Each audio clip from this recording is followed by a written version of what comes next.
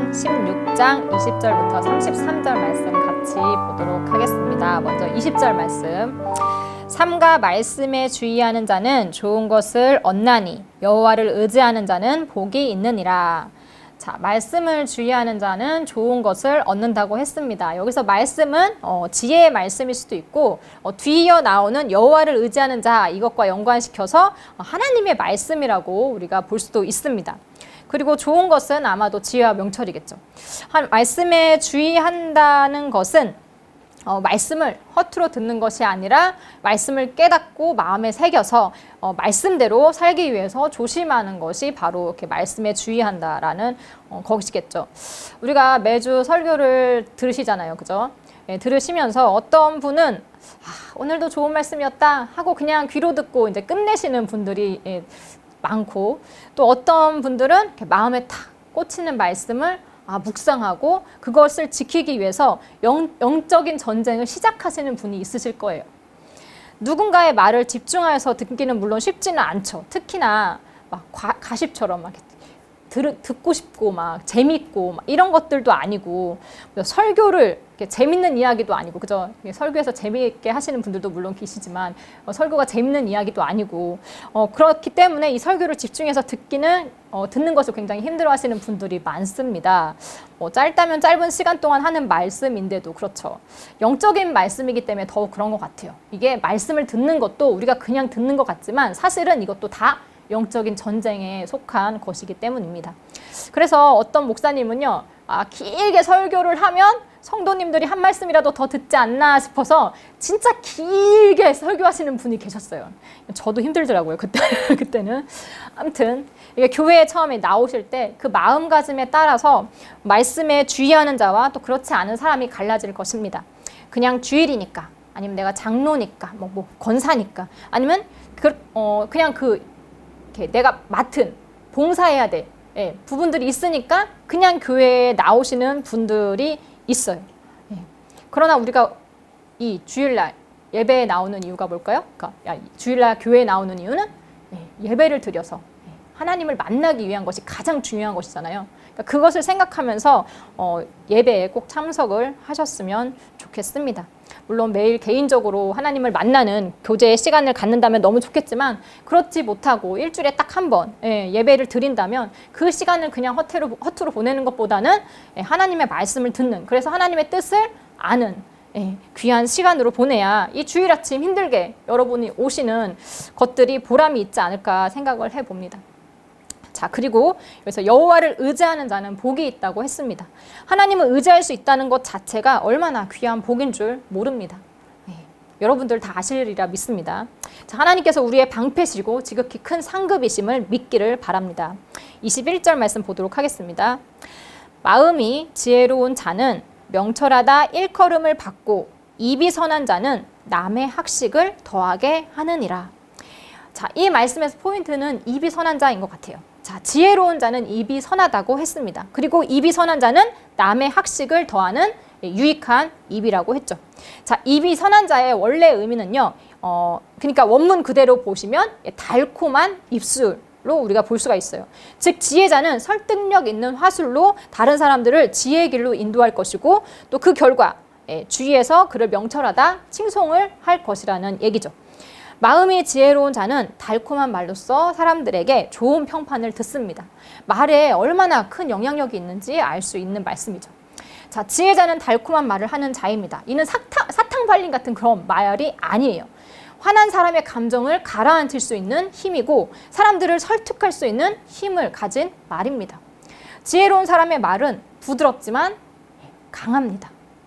우리는 막 강한 어조로 막 거칠게 말을 하는 것이 설득력 있다고 생각을 하는데, 사실 그것은 마음까지 움직이지는 못합니다. 마음을 움직이는 말은 오히려 따뜻한 말 한마디일 수 있습니다. 지혜로운 입은 말의 내용뿐만 아니라 그 말을 표현하는 능력 또한 포함되어 있다는 것을 이 말씀을 통해서 우리는 알 수 있죠. 22절 말씀 보도록 하겠습니다. 명철한 자에게는 그 명철이 생명의 샘이 되거니와 미련한 자에게는 그 미련한 것이 징계가 되느니라. 자, 22절은 명철한 자와 미련한 자를 지금 비교를 하고 있습니다. 일단 명철한 자에게는요, 명철이 생명의 샘이 된다고 했습니다. 즉 명철은 우리를 생명으로 이끈다는 것이죠. 하지만 이 미련한 자에게 그 미련한 것이 징계라고 했어요. 미련함 자체가 그 사람에게 징계가 되는 거예요. 왜냐하면 미련한 사람은 생명의 길을 찾지 못할 것이기 때문입니다. 자, 22절은 말과 관련해서 이제 그 22절 이 말씀 자체가 말과 관련된 21절 앞에서도 말에 관한 말씀이고 뒤에 23절 뒤에 쭉 나오는 말들도 전부 다 말과 관련된 말씀이거든요. 그렇기 때문에 이 말과 연관해서 우리가 이거 22절을 또 해석을 해볼 수가 있어요.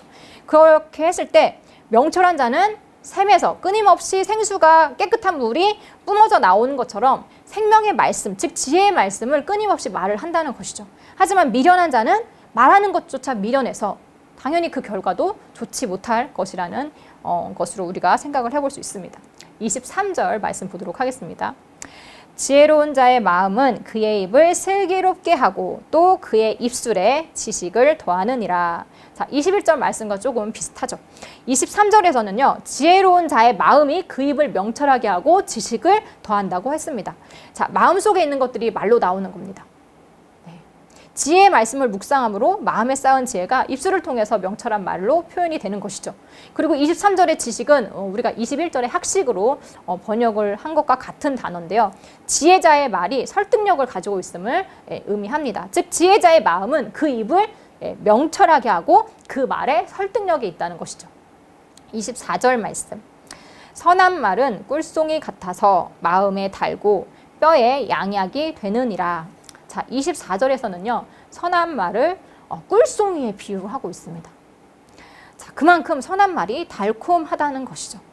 게다가 그 선한 말은 뼈에 양약이 된다고 했습니다.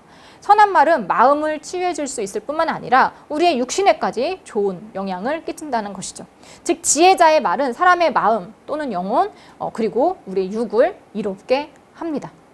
여러분은 얼마나 사람들에게 선한 영향력을 끼치고 있나요?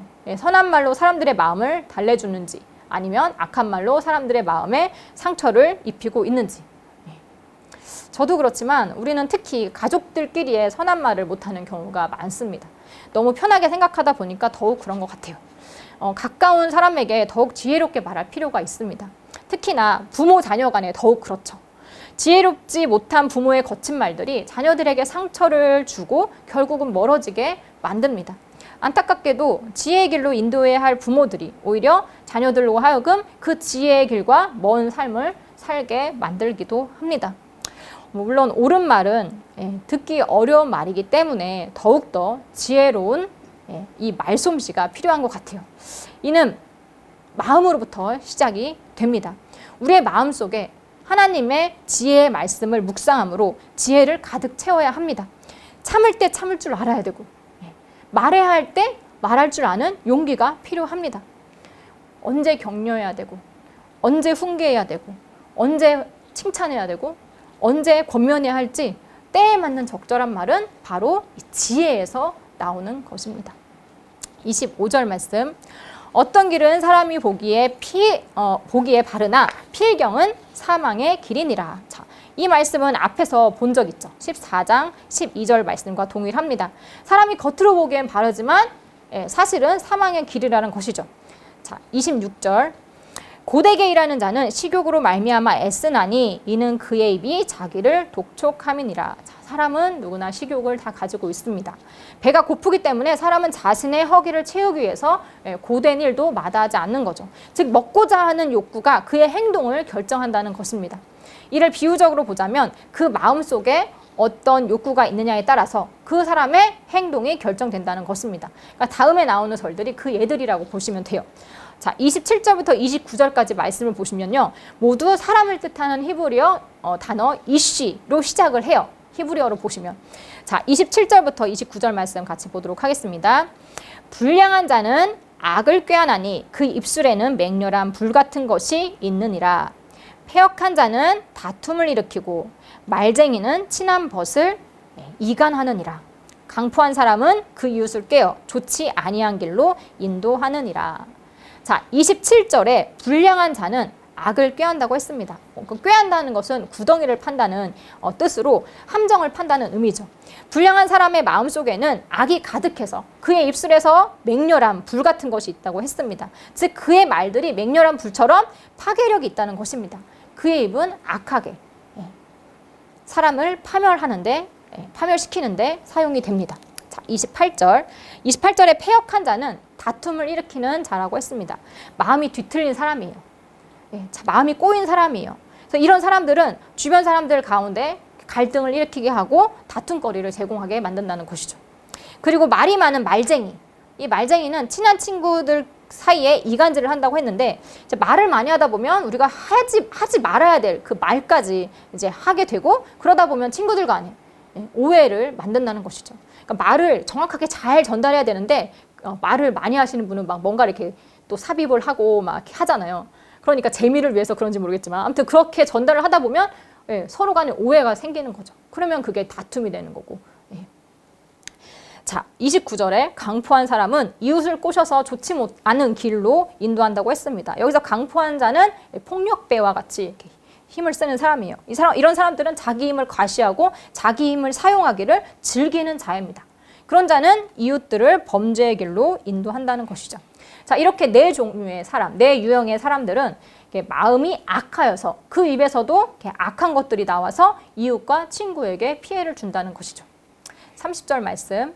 눈짓을 하는 자는 패역한 일을 도모하며 입술을 닫는 자는 악한 일을 이루느니라. 자, 30절은 앞에 나온 사람들의 모습을 표현하는 말씀으로 보입니다. 자, 눈짓을 하는 것과 또 입을 꽉 다문다. 이런 것은 아마도 악한 일을 꾸밀 때 그런 악한 일을 꾸미는 자의 모습으로 우리가 생각해 볼 수 있어요. 자, 패역한 일을 도모하는 자들은 결국에는 악한 일을 행하고야 맙니다.